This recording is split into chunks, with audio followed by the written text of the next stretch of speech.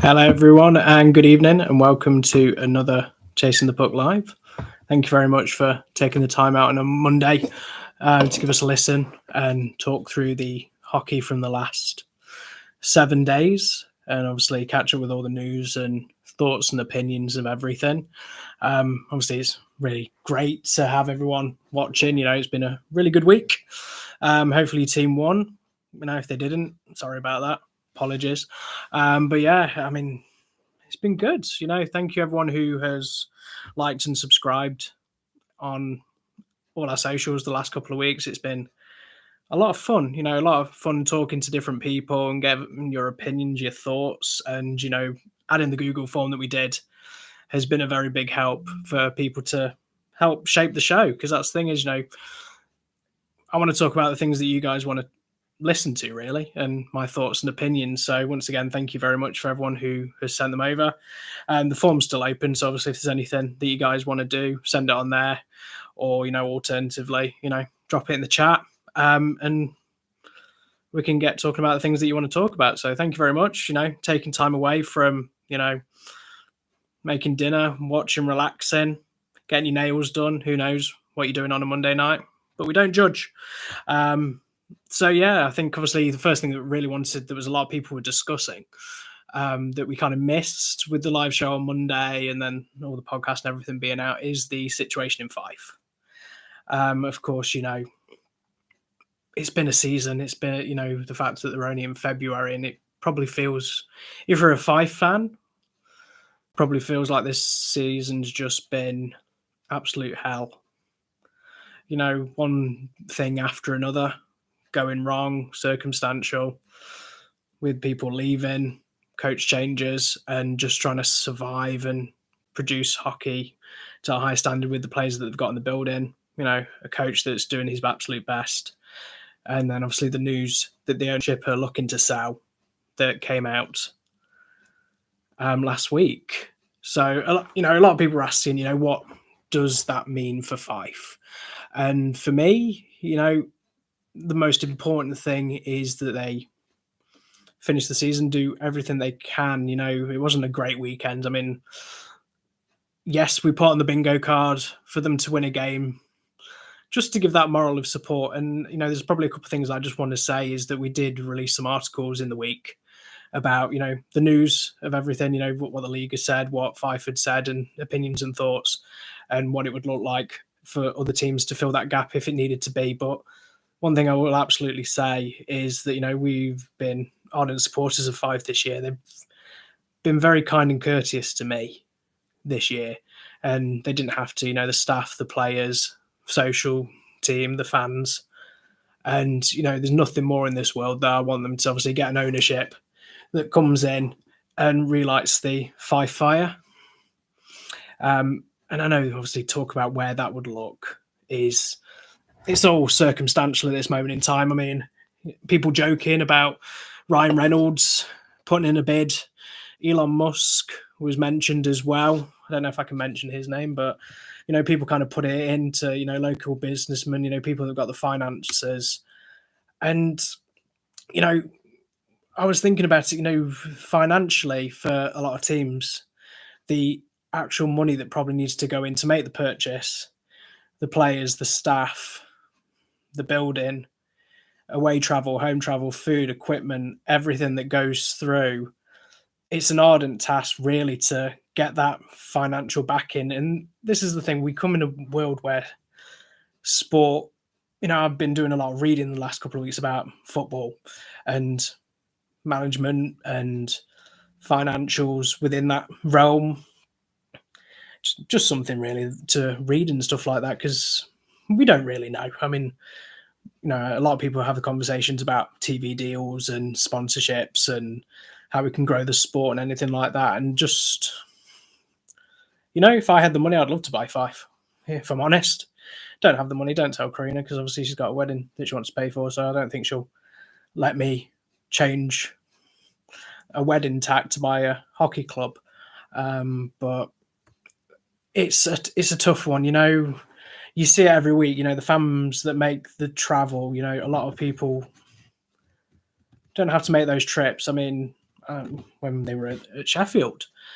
Only two fans that were actually there, and it was great to see. All that they wanted, when I spoke to them, was that they wanted to see a goal. They just wanted to see the team celebrate and just have something to cheer for. And it's scary, and not having any skin in the game or anything like that. It's easy, I know a lot of people will have that conversation about, we want them to do well.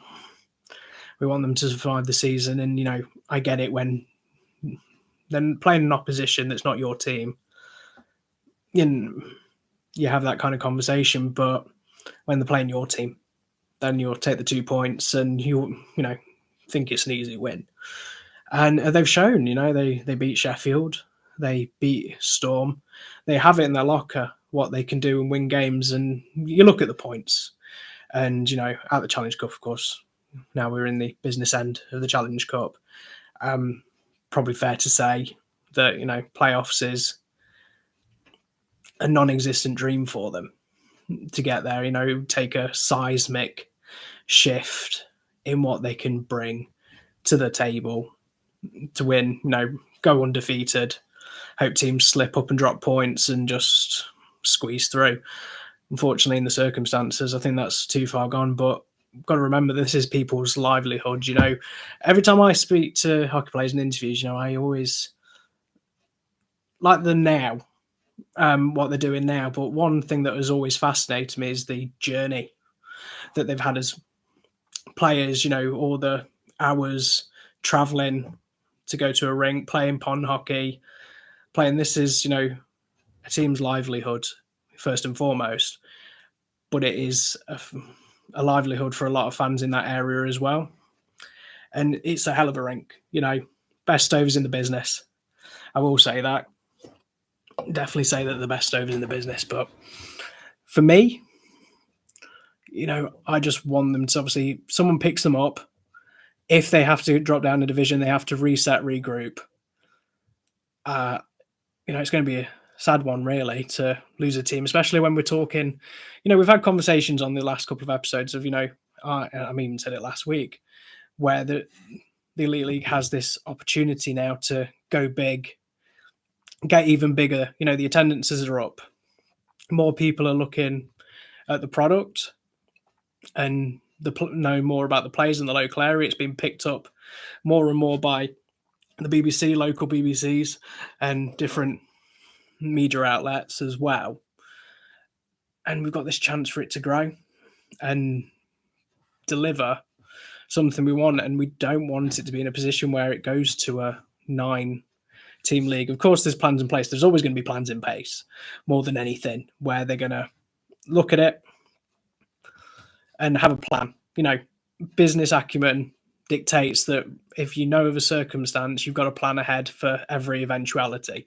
It's good business. And, to be fair, it was good that it actually came out. It was open and honest with the conversations. The league were quite quick in their discussions as well, that they inputted and put online. And I think that's what you think you need to do. But it's that uncertainty now of what actually happens next is, it is a process of, due diligence, making sure everyone's looking at the financials, looking at what they can bring going forward. So, because, the worst thing you want to do is someone to buy it and then not fully appreciate the actual circumstances that go around it. And, we've got a team at the moment that, we've spoken about it, where, it is many divisions now more than anything. They're just kind of playing the games. They're training really, really well. They've got a coach that has tremendous ability as a player, who's come in and picked up these circumstances. I mean, from a mental health side of things and everything, it must be so daunting, so difficult to get up and go and play where you're under the cosh,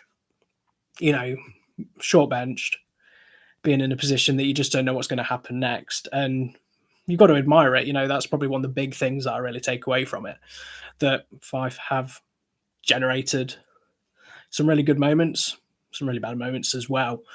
But when it's all said and done, I hope that obviously they get picked up, make a decision where they want to play, and they survive. Because, we are fortunate to have teams throughout the pyramid, different areas, different leagues, that we are part of the community, that strive and help the community. You know, you've seen it with them. They've got the Five Flyers as well. You know, they're visiting schools, they're getting communities involved, and trying to build up and drum up interest. And it is difficult. When you're being successful and when you're winning games, a lot of people come through the door. New fans, existing fans, and eyes are on that particular area. But when it's not doing well, you've got to admire the fan base that you don't see many of them moan. You don't see them get angry, get them upset. They're still going in their numbers, home and away. And if you were someone from a business point of view, that you were looking at the opportunities, the financials that would come across with that, it just bodes well that depending on what league they do, it's going to be very different. There's going to be a lot of uncertainty that's going to happen during that time frame, and fully understandable. There is that until it's fully done and cleared and everything is in at a level that we know, it's all subjective and hearsay and only go with what the information does say. But I'm optimistic they're going to get picked up. I'd love it if they stay in the Elite League, I really do. And whatever happens this season, that a couple of people want to go again, that they want to play again, and also put themselves in a really good position to recruit well, get some Brits through the door, and go again and make it a little bit more competitive and get the team playing the way that we know that they can do, because they're not just here to make up the numbers. That's what I always say, is that there's going to be a top team, there's going to be a bottom team. Regardless, there's no relegation, there's no promotion. These teams are in it. They've got to be there through thick and thin. And you've got to give a lot of credit that people do make their jokes, that do have that little needle that's in there from time to time, which is what happens in sport. Is that people will analyze, view, have an opinion, and that's just what mine is. So I can only give you my opinion because you're here sitting listening to me, which is obviously greatly appreciated. But I want them to stay. I want them to be around. I want them to succeed. It'd be lovely to see them into the next stage of the Challenge Cup, near the top end of the table. But also, maybe a playoff weekend. Only a couple can get into the playoff weekend, but that's the thing, is that the next people that come in, if they put their money that's there, they've got an ample opportunity to start again. And, everyone loves a comeback story. And that's something that, you really want to happen. It's not great that, everything that's kind of just built up for that team this year, you'd never see this level any one time. There might be a sticky patch. There might be a situation where that they are struggling in periods and anything like that. Officially, you're kind of in a situation there, but you wouldn't want this to happen to any team, even your fiercest rivals. That might be, people might disagree with me on that, but you want all teams to be there. There is going to be a winner and a loser, of course there are, but the suffering that the fans are dealing with, the players that are dealing with, that's the thing, is they are training all week to deliver a performance at the weekend.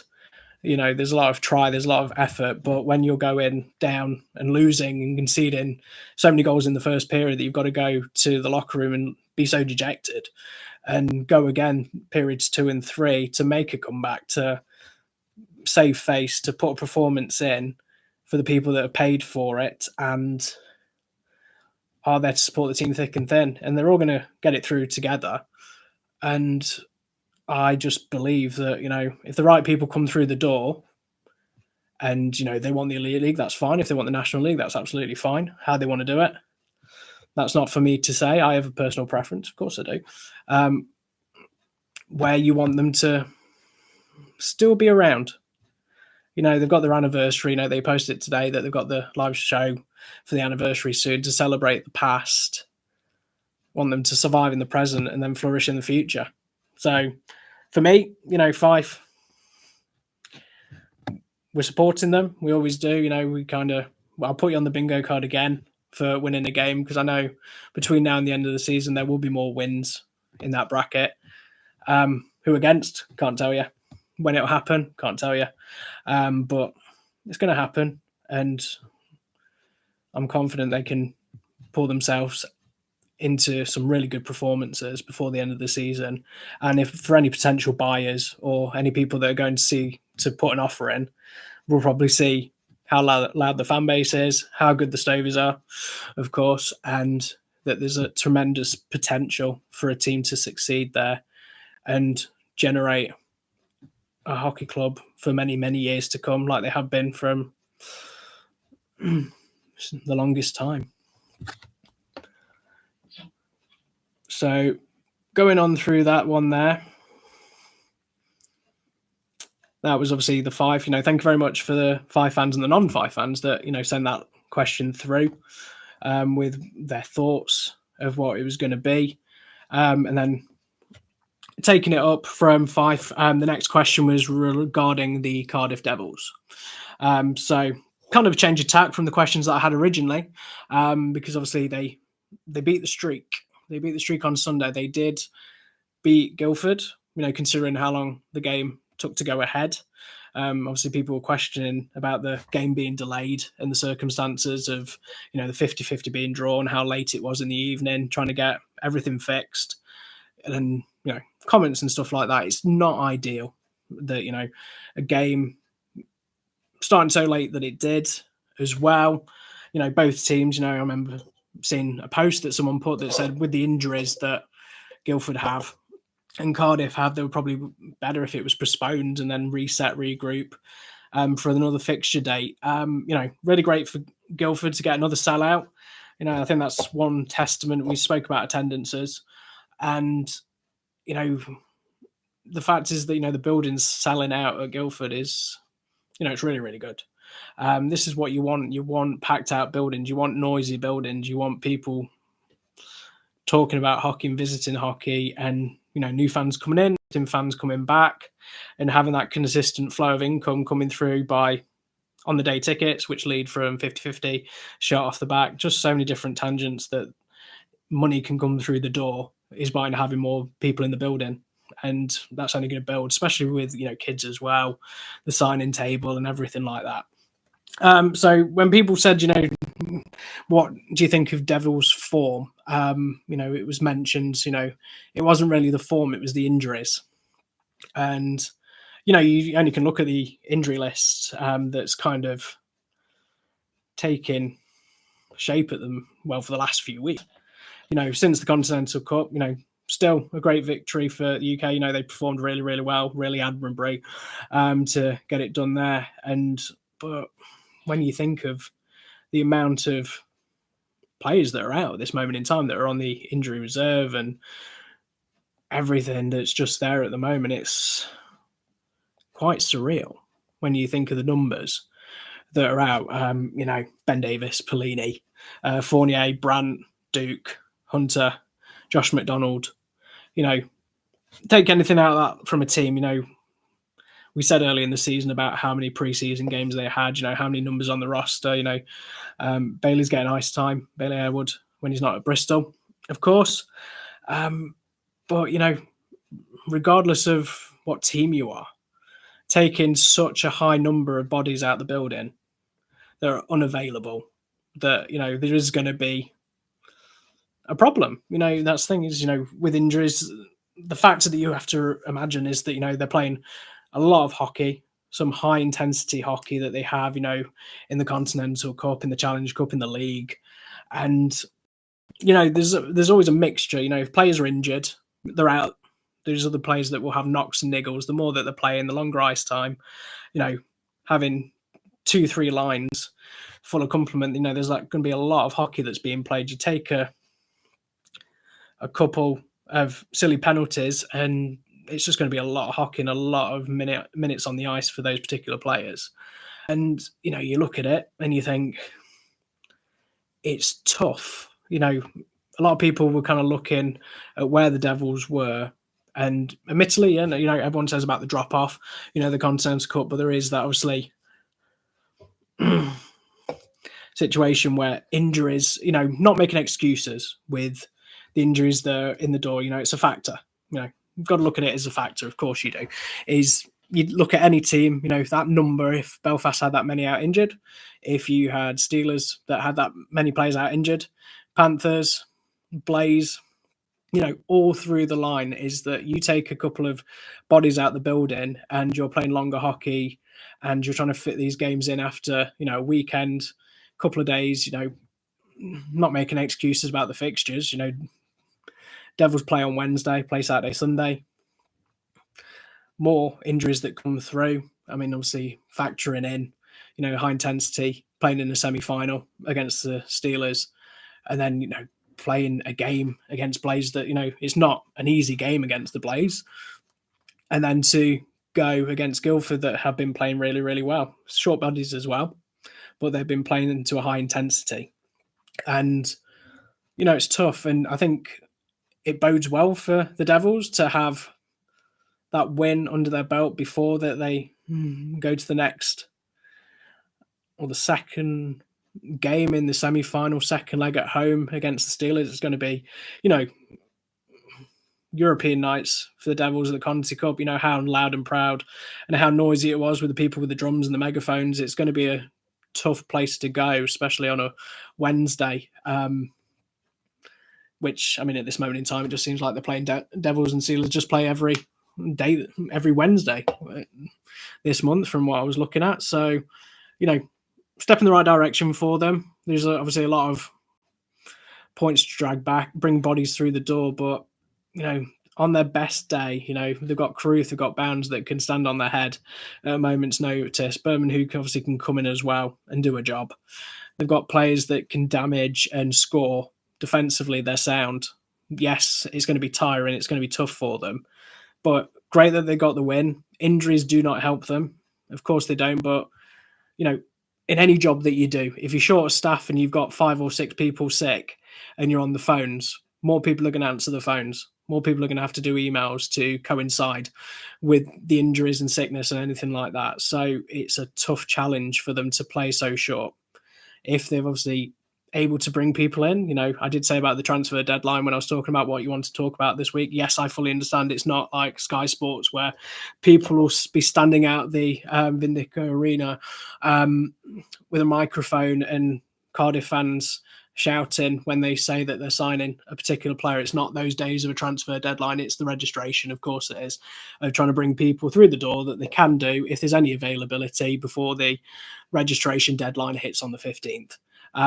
They're probably always looking. There's an opportunity with these players being out. You don't want to rush them back because it's obviously in the long term, it's going to damage them. If they get through and they don't make the final, they'll make a push. They'll probably want those players back to make a big prolonged appearance in the playoff weekend if they are able to get there after winning the quarterfinals. And, on their best day, Devils have one of the best rosters in the league. Admittedly, they obviously need those people on the ice and not on the injury list. But this is the thing, is you look at most teams, they have injuries, 2 or 3 spaced out throughout a season. Having 8 or 9 injured and out the building at the same time, you're going to see a downfall trajectory. I mean, tremendous achievement winning the Conti Cup. And I know people saying, curse of the drop off in performance and anything like that, but you've got to factor in more than anything that those injuries are going to take a toll on people and it's going to be a big struggle. So for them to get the 2 points that they did, I can imagine the players obviously weren't happy with Super Bowl happening to finish so late and watching the game on the bus. But, they got a win. They got the monkey off the back. I think the toughest thing is when you're on a losing streak is getting over the line. Once you've got over the line, then, confidence starts to filter through again. And, you're not holding the stick as hard as you would, the pass that you'd normally make, but you choose not to. Kind of makes it easier and the hockey brain hits and the cleverness of the game continues. Admittedly, obviously with what happened on the previous Wednesday of having a 2-goal deficit to overcome, not the 3. We'll get to that shortly, of course, with was the whistle blown or was it not debate that's still raging on even as we speak right now. But yeah, I mean, that's, by the by, they've got a game where game management, plan it accordingly, put a performance in, and they could easily make the final if they play it right and perform to the standard that they are aware of and have been doing throughout the season. If any of those bodies that come through the door are back and can get the numbers a lot higher, get a few more on the lines and stuff like that, that the knocks might allow them to play again early as Wednesday. It obviously bodes well for them. But obviously one thing that people wanted me to discuss was the McWilliam hit on Sunday. We posted the video. Gillian was very kind enough to tag us in it because we didn't see it live, and got to see it on the replays from Guildford Replays, and posted it. So if you haven't seen it, check the socials. The video is there for you to have a look at. People have obviously discussed it and said, ejection, 2 minutes, 5 minutes. Is Dops going to get involved? Are they going to get sent to prison? So many different variations of communication and contact with relation to it. So, for me, I think the thing that you have to take away is that, you look at the angle's not great. Of course, there's not going to be that level of numerous replays from different camera angles in Guildford. We're fully aware of that. We know that. Got to take what the officials see because they are in close proximity of the ice and can see that. I think the biggest takeaway really is that you see the helmet, you see the helmet fly. So the initial reaction to something like that is when you see the helmet fly that, something's happened there. Got to see what obviously Dops comes up with, discussion decision-wise. I know some Devil fans have kind of put it in the bracket with all the injuries. Will this get, if he does get banned, we'll be able to do what Fife did and delay it over a period until they get bodies back. Always good to see that the humour on Elite League social media is still alive and well with these conversations. But we said it at the time that, anything that happens going forward and now on is going to bring about that kind of discussion and that conversation. Of course, it is going to be there now going forward, unfortunately. But we'll have to wait and see, if there's a Dop messages, probably would be tomorrow or Wednesday due to the game on the Wednesday. Of course, people would say, well, it was a league game. Why should it affect a cup game? But obviously the factor from that side of things is that, it's the next available game if a decision has been made. So if it does happen, then, these are the circumstances that go around it. And then that's an extra body they have to contend with that's missing from the building and redo the game plan. But, McWilliam is a really good player. He, last couple of weeks when I've seen him play on the Sunday against Steelers and then the Wednesday against Steelers, he's a handful. He kind of gets around and about the South within the opposition and makes himself known. People might say, it's kind of a rat kind of mentality or, but if you're pushing people's buttons and you can do it and you can get a tactical edge by doing so, players are going to do that all through the league, all through the rosters. There'll always be that kind of player that knows to play to the gallery and play a certain way to get people to make a mistake or take a silly penalty that only benefits your team. And, as well as he's a top player. So it'd be an interesting one to see what happens. But unfortunately, if you're listening to this on demand or on the podcast, you might already know. Everything I might have said might be completely redundant because nothing's been called or something's been called. Guess we'll find out as the week goes on, but we'll post it on social media once we find out. So next thing that people wanted to really discuss was refereeing. So it kind of leads in. I was talking about the McWilliam hit, but the standard of officiating in the bag calls and, the refereeing standard in general. Obviously, we've touched on this a couple of times. And I think it's obviously only fair, I've kind of leapt to the defence of officiating in this league. I understand, the difficulty of doing Monday to Friday, 9 to 5 job and all the other factors that come into it. And then coaching to it's the Elite League. It's, it's in the title. These officials are doing 9 to 5, coming into doing it. as an extra, if there's no refs, there's no game, of course, first and foremost. But, you know, they're only human. We kind of factor in, people are saying, could we get an eye in the sky, VAR to support them? And, from a cost point of view, what, 5 games a night in the Elite League, one person looking all through 5 different games, different times, different circumstances. But no, you could have a different person viewing that. So that's an extra ref that's looking at the monitors of everything that might have been missed. One of the biggest things is the eyewear that's kind of been looked at to be brought in to see what the officials are seeing. And, people are going to miss it. I coached for the longest time in grassroots football, different sport, completely understand that. You're kind of in a position there where you look at it and, was I a coach that was fully immersive of, the ref's always right, respect the ref, and agree with every decision that they made? No. In the heat of the moment, in the heat of playing and, coaching, I've said things that I regret, especially when it was under 12s football, especially with these young refs and stuff like that. I have to take the burden of the things that I said. Never got suspended, never got fined, so I'll take that one on the chin. But, I said things that obviously I do regret in my older years that I am now. And it is tough, my nephew refereed at football and he missed a decision. And, I know it's a hockey podcast, so football's there, but it's the only avenue that I can really go with is that, people are going to make mistakes.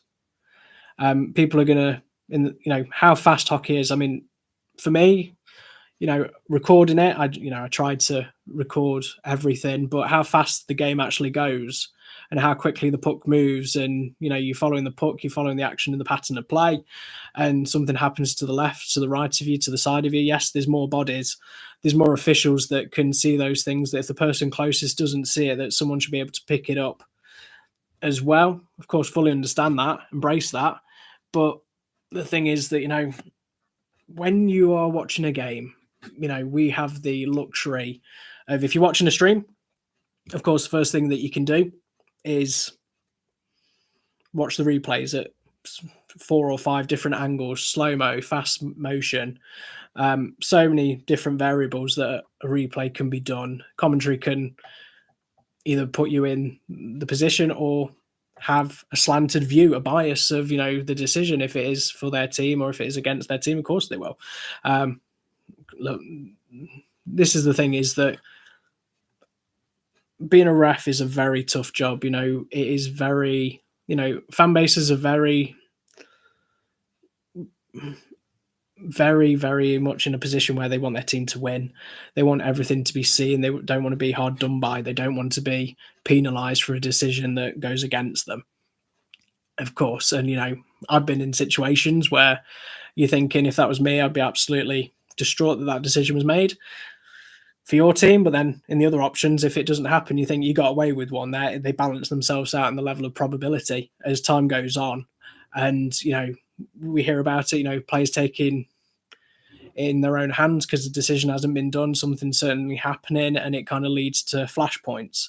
We've seen it, and, we hear, officials asking players to, abusive officials, referees saying about fans in the crowd that have been saying things that shouldn't be said to them. Every time I see an official at a game, I always say thank you. If I ever catch them in the corridor or anything like that, I say thank you to them. I know how tough it is. I would say, I've done commentary. I would ever say, if you ever want to complain about commentary, try and watch a game on mute and try and commentate on a game. It's one of the hardest things to talk about the action in the circumstances. Names rights is a different conversation, but talking about that, trying to fill the blank space, people that have visibility issues that need to know what's happening, to give as much detail and much information that you possibly can, is a very tough avenue to do. And same with officials. I kind of get caught in circumstances that happen to the left of me where a flashpoint is on the right. It's these things are going to be missed. I'm not making excuses.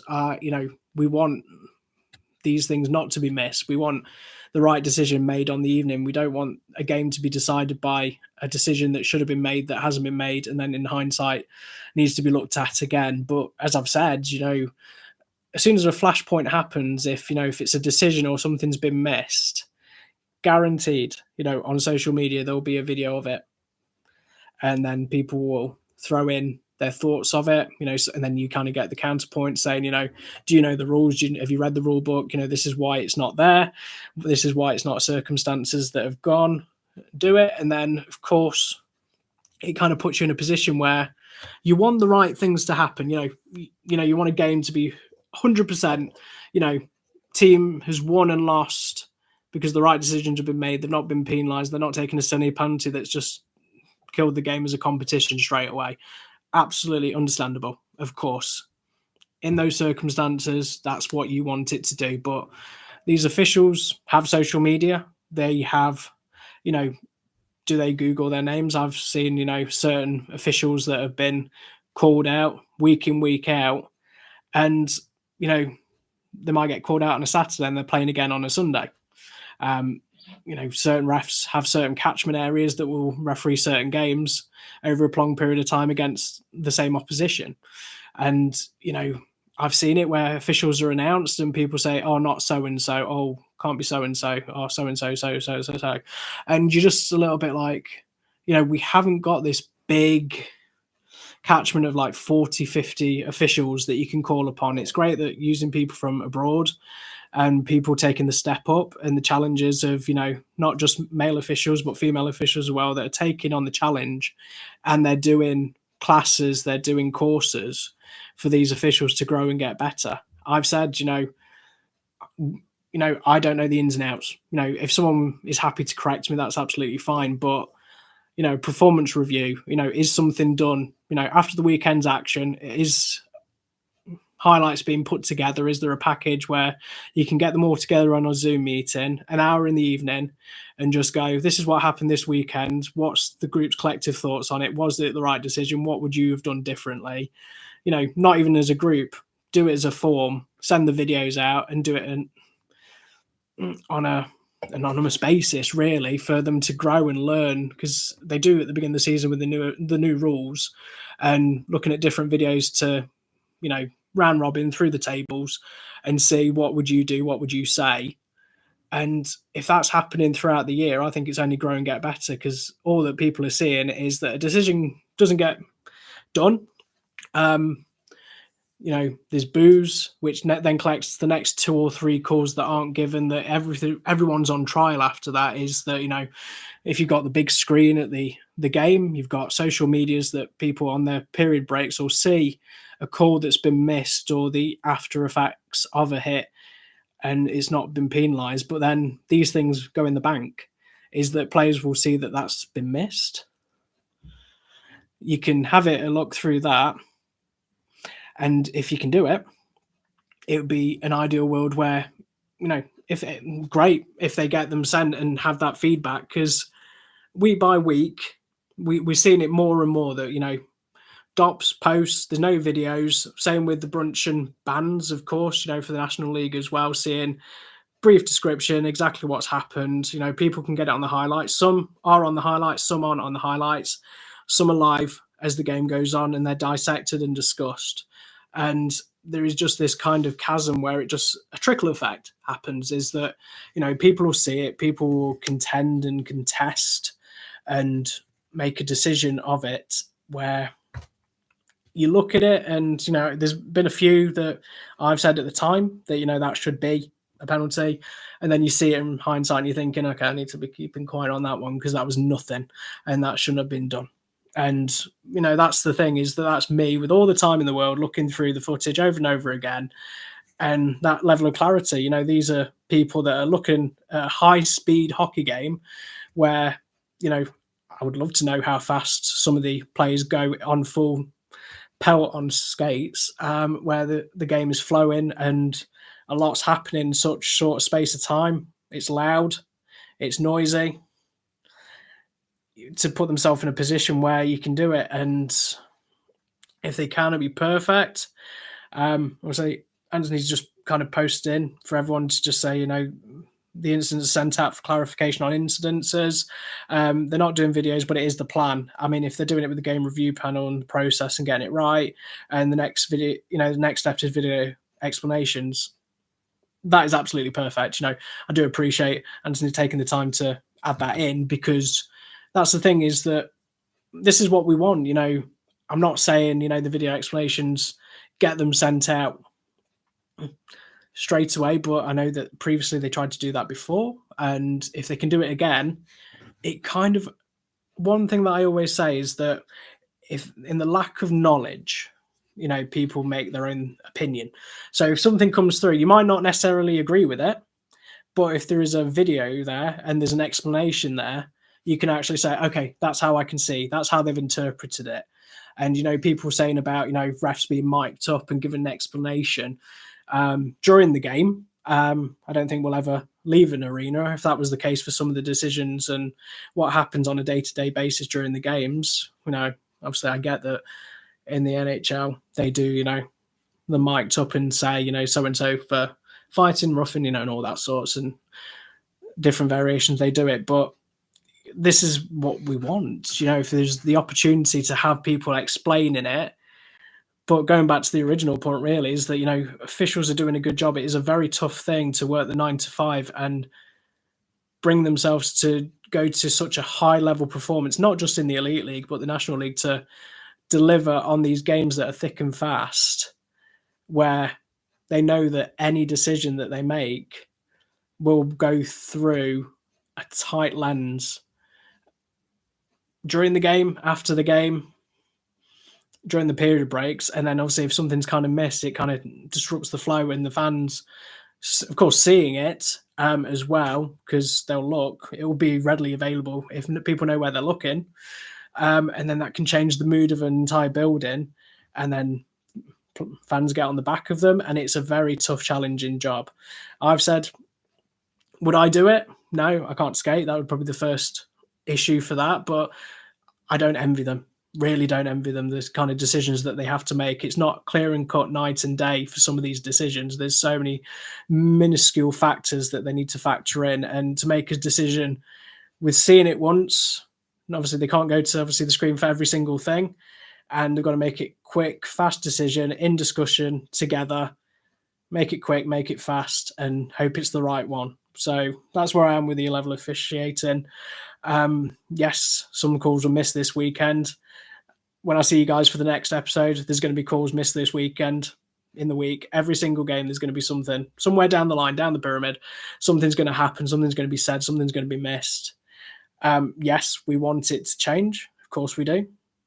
And, it's got to factor in more than anything that if they can do it, it's going to build 2 or 3 years to get everything where they need to be, get those more classes, get them more people trained up, get more bodies in the building to do it. But then that comes to finances and people wanting to make that step from what they're doing recreationally to make it either full-time, put it into a career, and make it something that they actively and proactively want to do, to be a ref. And, we've got to obviously respect it.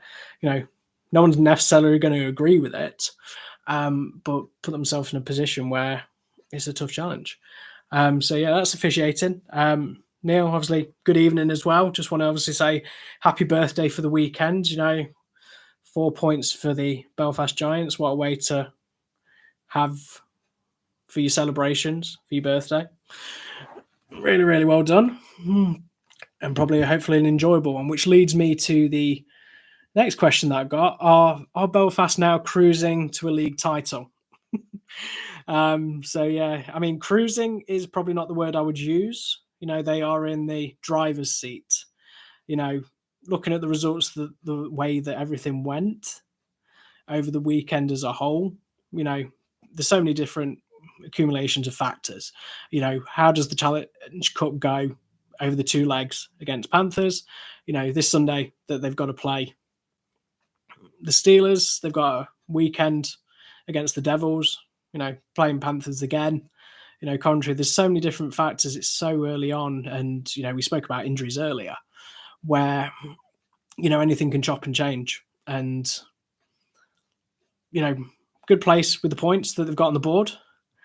They are playing really, really well. One thing obviously I don't agree with what happened on Saturday was, the circumstances about Tom being in net and asking we want whistle with the way that the performance went. But, one thing you've got to factor in that, if you're not playing particularly well, if you want to be champions, it's when you have that moment where you're not playing well, you're going down, you're not getting the luck of the puck, you're going down by a goal. Is that a true testament of a champion is obviously taking that measures of adversity and turning it around.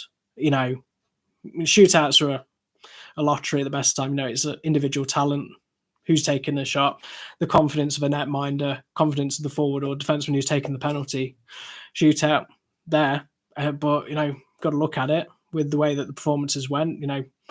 Devils losing the points they did on Saturday, Panthers taking a point against Clan, and then, of course, Steelers losing in overtime to Coventry as well. This is where we're going back to the title race picture is, Steelers, Maxim Galard chasing the puck forward of the month for January. Unfortunately, the circumstances mean that, he's had to go back home, and obviously send our wishes to him. And if he comes back, he was a revelation for them. And, losing someone of that talent for, if it's out for a couple of weeks, the rest of the season, whatever that looks like, is obviously a tough turn and tough to take away, really, of losing someone of that caliber that's kind of performed to such a high level since coming in. Panthers, looking at that one, wise, shootouts are one of those things, Clan having those chances and the opportunities, they took them and, got the shootout. Well done to Clan for that one. But teams are going to drop points between now and the end of the season. Everyone in that top 4 bracket is going to drop points. It's going to be a fun one. I was thinking about this when the question got raised to me. And, for the last couple of years, nothing to take away from Belfast the year before. And then, of course, Steelers there with being the Grand Slam and wins that they both had is that, you've got to think about how the league was, in the sense it was wrapped up, Giants could go to a game and, even before the puck had been dropped, you knew that they could win. And then same with, Steelers, the Road Blokes and Orange Bastards. The previous season is they would go into a game and they had such a high confidence level that whatever was thrown against them, they would just find a way to win. Now, this year, it's mini leagues. It kind of feels like that's that mini league where there is, yes, Giants are in a position where they are at the top of the tree, fully well deserved. They're finding a way to win and, taking their opportunities when they can. And, bar the weekend before, this is the thing, is that, you look at the Fife game, getting it, and then going to Dundee, they needed a reaction. And that's what it is. You've got to take it by weekend, where if they're not playing well, they are still collecting the points. And that's the thing, is it's going to be a tough one where Giants are going to be in such a sense where they need to, keep collecting these points because there's people breathing down your neck. And that is, whoever wins the title this year is going to bloody well earn it, which is absolutely what it does every single season. Of course they do. But, no one's running away with it at this moment in time. There is, so many different differentials, looking at different points for who can win where. But this is a moment where you've got to look at Coventry Blaze. They win, the next couple of games against Panthers and they're right back in the mix. Devils, if they start hitting the form again, they're right back in the mix.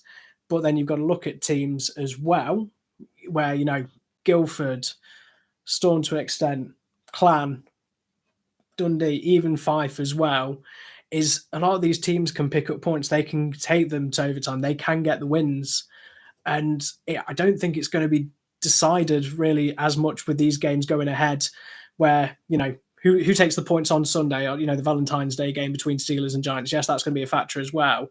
But if whoever wins that game then slips up against a team like Guildford, Coventry or anything like that, the points are making it a little bit shared out this year. And, you look at it and you think this is a really, really good definition of where we want as a league is that, everybody wants to be with some skin in the game to have an opportunity to dictate. You just don't want, I've said this for me is you put people in a circumstance where really, if you support a particular team, you want your team to win every single game.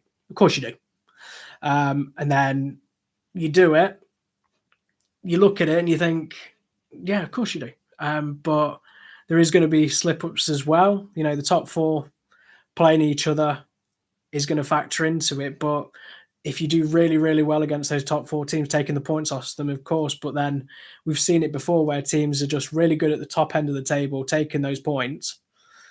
But then as soon as they come against a team that's in the lower echelons of that league, they just drop points. Yes, great for them in the long run, but they're just losing points that, teams can slowly pick up there. It's that mix of turning it on when the big teams come to town, but also a champion is made, obviously, by taking those wins that some people might look at. But obviously, I've told you with my predictions and, as not a gambling man, where, if I knew what every scoreline was going to be and who was going to win where, I'd be a very rich man.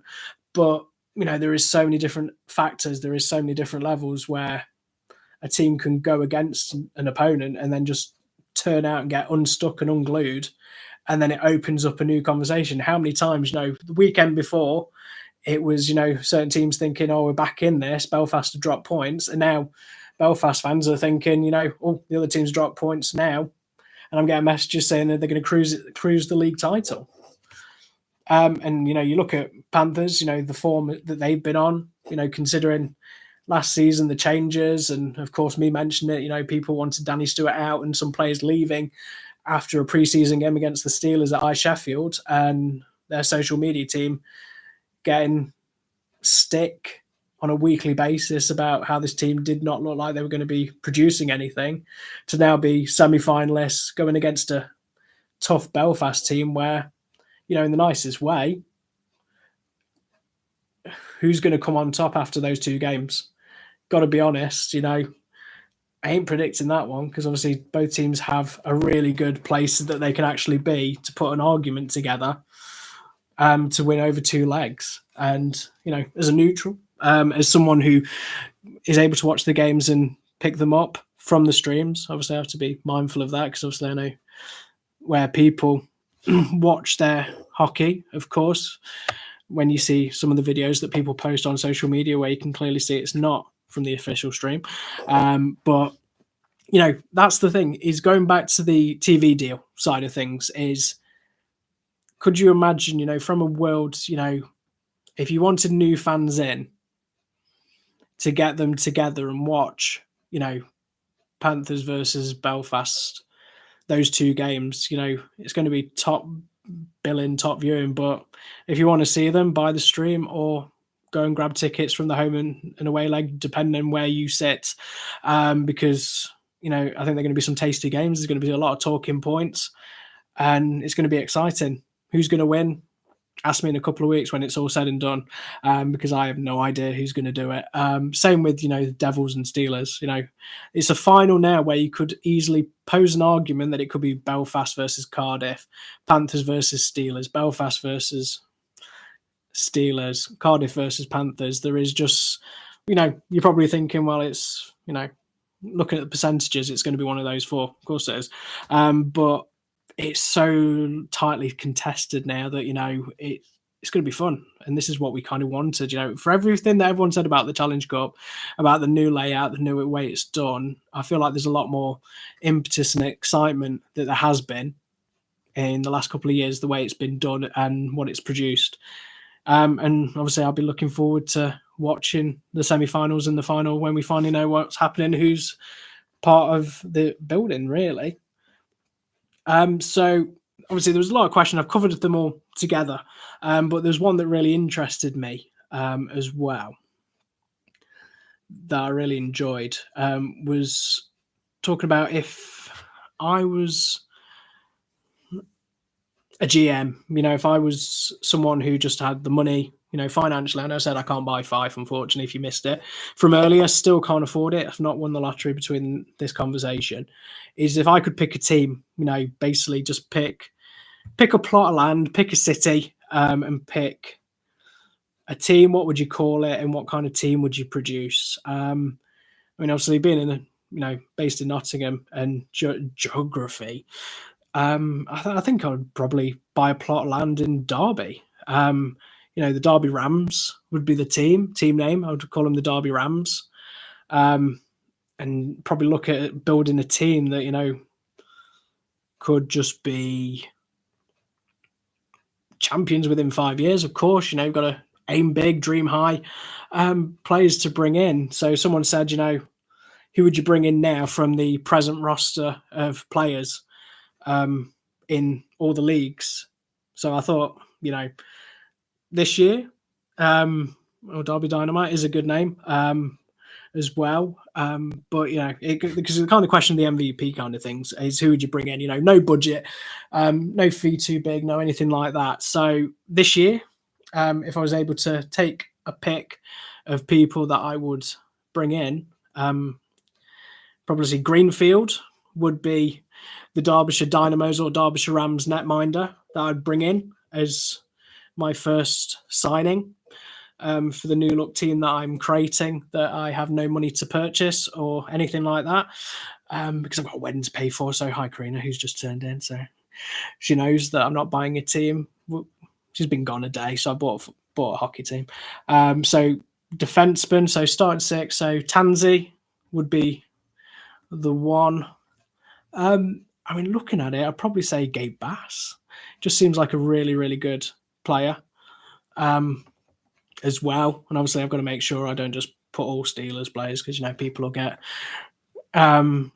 decided with that. So that would be my defense sorted. Greener, the netminder. I think that was supposed to be a sturdy. You've got Tansy Smash, but you've got a technical side of a really, really good player in Bass that would obviously be there for a good couple of years to sustain my plan of a title in 5 years. Looking at it, I think, from different teams as well, you got to think of it as looking at someone. So we've done that. Obviously, there's a couple of Steelers there. So obviously, I'll try and stay away from the Steelers. Done a Belfast. So Sam Herr, really great player, great guy to talk to, and a captain that can perform really, really well. I'm mindful I don't want to steal too many players from different teams. So I think it's only fair to do it. Derflinger would be probably a good one. I kind of like his attitude. Love the tash. Obviously, need a guy with a good tash to sign and bring through to the table. Carlock would probably be an honest mention, out with injury, really wanted him back. Mitchell Hurd, obviously for entertainment, really, to get the fan bases going. Dowd, Conway, perfect. No one can fight Robert Dowd, apparently, if you look at social media, the way that people saying he's a heavyweight or a middleweight, depending on that conversation. Conway, for the attitude, penalties, he'd bring it to the table. Toussaint, obviously have to bring him back in to the Elite League. Sam Jones would be a really good player to bring in. Brits, looking at it there, Kieran Brown, love to bring someone like that in as well. Bailey Harewood, Sam Tremblay, Gospel as well. So I've kind of got the makings of a team there, a mixture of, youth experience, cherry picking people, Mason Alderson, Liam Stenton as well. Max, of course, you can't Max. Anthony was very kind enough to tell me, obviously, he's the one to watch as a young netminder. So let's bring him in, develop him for the Derbyshire Dynamos or Derbyshire Rams that I've just created in the last 5-10 minutes. But obviously, would love it. I'm going to probably post out on social media if you could create a team with everyone who's playing right now in the UK. What would you start in six be, and what would the team name be? So we'll put that on social media tomorrow. Love to hear your thoughts, really, what you think of that. You've got to look at it, and it's a tough one. You kind of building a team mentality. What can you bring in? I'm going all in now. if I'm honest. I want this team. I'm going to build this team. Obviously, I'll start designing jerseys. It'd be great, but it would be good fun. But it's tough, when I play NHL and I play Eastside Hockey Manager, I do bring in some kind of weird, obscure team that comes through going forward as some kind of hodgepodge thingy, team harmony. That's probably one of the big things I need to learn, really, is understanding, the dynamics really with the first, second, third line, fourth line, what they need to bring. Because obviously, the longest time I thought, the fourth line was that kind of one that didn't produce. But then the more you think about it, is that tough going line, which kind of dictates the way that the game is played. And, with the penalty kills and power plays of just having a dynasty. But it's really difficult. I don't know how these people create teams over the summer. You think how easy it is, these teams all coming together and looking at elite prospects and YouTube, looking at the highlights. It's a really tough one, but I do appreciate the question. I really like that one as well. Well, the question was, league, which arena does everyone really enjoy to visit? It was an outstanding highest total for Belfast Arena. As the top arena that people enjoyed to visit. Followed, obviously everyone else, Utilita was there, Motorpoint, Skydome, Swedish, KV71's arena, Clan in Braehead, Coventry was good there. Altrincham was there included as the best place to visit, rink-wise. So looking at that, question-wise as well, MVP conversation for this year. That's the thing is, if you look at everyone there, coach of the year, you probably look at Kevin Moore. I think, he's done a great job. Same with Danny Stewart, kind of looking at those guys, Keith. It's a tough one, really, until you get the way that the league is going, of seeing the kind of type of players there as well. Grande, Bednard for Panthers have obviously got a lot of the awards and a lot of the plaudits. Bass got the plaudits, Tansy's got the plaudits. There's so many different players that could look in the facts of the MVP coming to the end of the season. McDonald, Harms as well, Mitchell Hurd as well. People are kind of put in that position, but it's a really tough one for MVPs. Season, there's still a lot of factoring in that people can do, but this is what I want. I want the tough questions, really. Fling them in, throw them. We love it. We've covered that one there. Adding to question, if the league was to expand in either Birmingham or Liverpool, do you think that the new EIH teams will affect the existing established Barons versus Wild? Obviously those particular areas, that kind of asks the question, so I ask it, is a very tough thing. Yorkshire is probably one of the factors that, you've kind of got the Steelers, you've got the Steel Dogs, you've got Hull, you've got Leeds. There's so many different teams that you can factor in that particular area. Nottingham obviously line's very different with the way it is there. Dundee Rockets, Fife, Capitals, a little bit of a different area and everything like that. Is there is always going to be that thing. You want to have that kind of support in the teams along the way. That would be ideal, but there is always going to be that catchment area that is there where people are always going to go for the glitz and glamour. People want to go to the highest echelons of the league. Is that, I think Nottingham's always a good example, is there's a lot of Nottingham Forest fans. Sorry, I have to say that because obviously last time I said Notts Forest and half of Nottingham was up in arms when I did that. But, I know that, from a Forest point of view, there's so many people that are dying to get a ticket to go into the City Ground. County, obviously there's the diehards or anything like that, and the time when Wrexham was there, everyone wanted a ticket for Wrexham and Notts County, but it's always tougher. There's going to be better players, there's going to be better opposition, there's going to be a better factor in with having a team that factors into bringing the better people, better games, better all-round equipment, arena. There's just so many factors. Would Liverpool be really interesting to see a team, Northeast team? I would love it if there was, massive expansion, that there was more leagues, more teams, more players.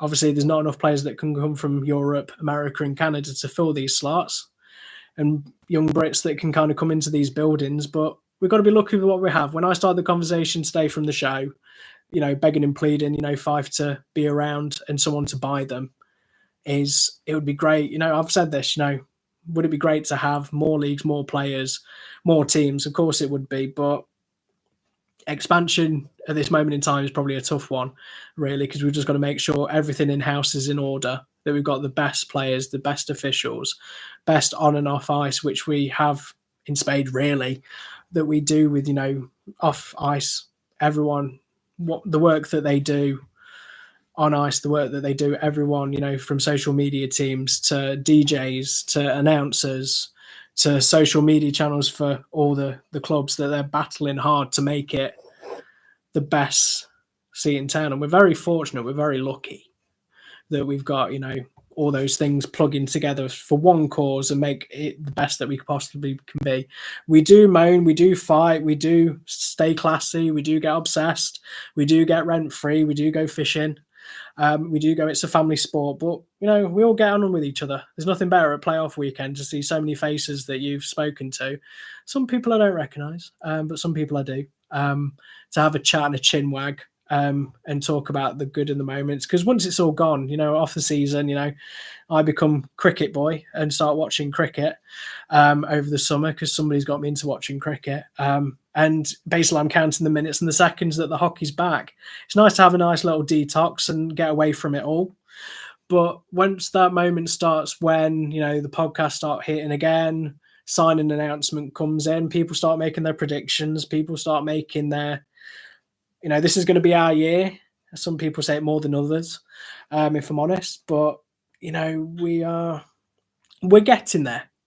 We're getting into a situation where I think we can do it and make it the best that we possibly can. But I think we do need a little bit of a detox. I think a lot of people are it's getting to that silly season on social media, if I'm honest, where some people are getting some vitriol, started to block, started to get antsy. And, we just want the sport to grow. The last thing you want to do is to alienate people and start all out Twitter war, which quite thankful to say that it hasn't really happened yet, which is good. So the last question I wanted to leave it on today was, someone asked me, is the Elite League responsible for growing British talent, or should it be the National League's job? Obviously, you've got to look at pathways more than anything. There is a lot of young, talented, raw players that are playing throughout the pyramid. And, people look up to people that the Elite League. There's this success stories, a Shudra and Ulrich, Betteridge, Kelsall, Mac as well, doing his time there as well, Kieran Brown, Liam Kirk.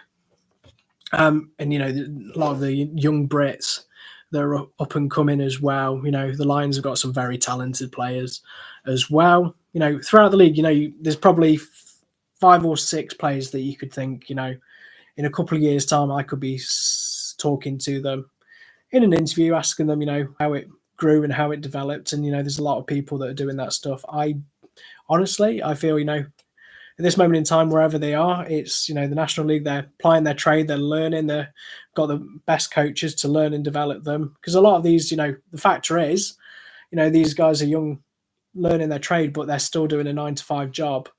That's the thing, is they've not made it quite to that level yet where they can go all in, have a hockey wage, play, train, practice. When you factor in that, back in the day with Lions, where people would just, what did you do today? I've done work. I've basically just finished work and I've just come to the rink to train and practice. To then do that once or twice a week, once is probably the majority of it all, and then to play with that fear, if they get injured, that, it's going to affect their livelihood, their job, that they can't afford to play and work if something happens. And, some people slip through the net. Some people have to think about their future, their family's future, of how they want to do it. But, I would love a big influx of Brits. Of course, the Elite League is going to be a situation where, the two ways kind of factor in, and having the pathway and know that it's kind of there. I do feel that a lot of teams would need to, if they haven't already, to have a look, see, if they've got someone that is looking down the pyramid to say, this could be one of our players. This could be somebody who has got a future ahead of them, who is in a position where if they play right, they do really well, that they could fit 2-3 years within a group. And, the invitation to train with players from America, Europe and Canada, the biggest thing is, it must be for someone who plays a couple of games a week, is training to then have an invitation to just be part of a group, just in a training session as an extra body. Just if they were open throughout the year, that would be perfect. That, you've seen this is the stall, this is the professionalism that you guys can get to with 3-4 years hard work, playing hard, playing well, performing well, and this is where you can reach to. That's the standard bearer. That's where people want to go. You talk about trials within football, is that they take a look at young players, spend a week with the group. There's not friendlies in the sense of that you can do obviously mini games during practice or anything like that, but the rub that people would get to be, I was with a week training with these guys, I was on a two-way, because that's always the factor in with a lot of two-ways, is some play. Some people do play, but there has been times where people have trained with the group throughout the week, first refusals with the National League team, but the experience that they get, it's tough. Zach McKenzie didn't really get much ice time at Panthers. Morgan Clark-Blizzo didn't get much time at Panthers, Curlin as well. But to be within that catchment group of training with those amount of players, you've got to think, Kelso made the jump and did his time. Tetlow did it as well before he kind of became a mainstay and went to Europe and then came back to Panthers. Is the biggest thing really is having a chance to develop and grow these players. And that's not just picking them as a player to say, well, we've got our quota for a Brit, but then never utilise them, never playing them. The factor is that, being in those training sessions, in those practicing game positions with talented coaches, talented players, is only going to make them better. But the key factor is, where do you fit in that time when you've got to work a 9-to-5 job? Is, what travel kind of takes. You can't take time work off sick of something that's not going to pay you, but it could get them leaps and bounds of get their name noticed and get them on the pathway and get them onto the level that people can see the journey that, this person is playing in this division. If he plays right and looks after himself, in 3-4 years, he could easily be the next person that we're talking about in the elite league. So National's got the job. They've got, the cream of the crop that they can grow and develop. Elite league is going to take those people when the time comes, but it's a bit of a give and take. Really, my thought process would be, it would be great to have, here's the opportunity. I'm going to end it. Obviously, people might not be happy ending it with the Steelers, but what they're doing is right. The Titans, the Scimitars, the Steel Dogs, the Steelers, they've kind of got that thought process of having the best young people in Yorkshire, Sheffield, and then bigger catchment area in the end, because they can look around in Scotland, in Europe, in the south, the north, east, west of England, and say, well, we can bring these people in, we can train them in a particular way, we can have them in the building, they can learn and develop with us. So they go from one team, when they're ready, go to the next team, when they're ready, go to the next team, and when they're ready, go to the top team that they want to be at, which is obviously an elite league team in Sheffield Steelers. So if every team could have that, and have the money, the financials to support those people, bring the right coaches in throughout the levels, and have, here's the handbook, this is what we want the team to play like, this is what we want them to be like. I think anyone who steals a march and is able to do that will probably have the pick of the crop in the next 5-10 years for what happens with the import levels and what Brits we need, and, Brexit and everything and all those that's going to happen in the real world with different factors. But teams should be looking at that. You got to think, Belfast as well with Max Stewart, Mason, and all the guys there. But then obviously to the other levels, Solway are taking them down to Wild, and all these players are getting opportunities and chances, because if they're not getting much ice time, if they are going to get it down the lower leagues, it's only going to benefit people in the longer run, where the time comes that they can be relied upon, they can play, they've been in those game situations, they've got tape that they can assess and understand what these players bring to the table and can start taking a chance on them. Because once they start doing that, it's only going to make the sport better. And then it's the trickle effect, because you do that, person sees that's in their early teens, and they can go all in. They can say, well, there is a pathway. There is a way for me to be what I want to be. Because the people that you see in the crowd now, the kids that are there, easily, male or female, you could be sitting next to the next hockey player. You go and see these games, you go and watch a Lions game, you could see the next Nottingham Panthers player. It's going to be a lot of hard work for them to get there. There's going to be a lot of trial and tribulations to get there. But that's something that I really believe, is that we invest in youth, we get eyes on the prize with them going forward, and it's only going to help the elite league grow. It's going to only help the sport grow. It's going to get us an opportunity to get to the Olympics, get back into the big top tier group and get some games won, because I'd love to see that one again. And that's obviously where we need to aim for the sky. And if you can meet halfway, you're absolutely fine. But what do I know? That's only my thoughts and opinions on it. But I would say, that's me for another week on Chasing the Puck. Thank you very much for taking your time and out of on a Monday evening. I'm sure you had a blast. I did. Thank you very much for the questions that you guys send through throughout the week. And of course, I will be at hockey this weekend. It's Valentine's Day, so what would I want to do on Valentine's Day? Go to a Valentine's Day game. I will be around. Of course, Belfast versus Steelers is the game of the weekend, because going to Browns on Saturday for a nice Valentine's Day meal. So thank you very much. I hope you have a lovely weekend. If you're not following us on Facebook, Twitter, Instagram, TikTok, Spotify, YouTube, or any of the other social media channels that we seem to have at this moment in time, it'd be really appreciative if you could obviously give us a like, subscribe, a retweet, and everything goes a long way. You guys have been absolutely great for us this season. I do really appreciate it. I said for the longest time that I didn't think anyone was listening to this show, if I'm honest. I didn't think anyone would listen to the podcast and listen to me. But you do. And, it does mean an absolute lot to me, because, I do this for the love of the sport. I do it for the love of every team and everyone that I can do. So the fact that we can do it, hopefully at playoffs, that you guys are all there, we can grab a beer or a non-alcoholic beverage, whatever you prefer, and we can have a good end to the season. But thank you very much for your time this evening, and I will see you all guys on the other side.